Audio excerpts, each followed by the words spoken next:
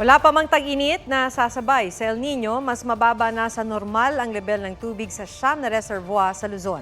Kabilang dyan ang San Roque Dam na nagsusupply sa Pangasinan, Pantabangan Dam sa Nueva Ecija na water source ng irigasyon sa Central Luzon at Magat Dam sa Isabela. Halos 210 meters pa ang water level sa reservoir ng Angat Dam na nagsusupply ng tubig sa Metro Manila. Ayon sa Pag-asa, mag-aalala sila kung Hulyo na pero wala pang ulan. Tinitiyak din ng mga water concessionaire na Maynilad at Manila Water na handa sila at may water projects para pagkukunan ng dagdag tubig.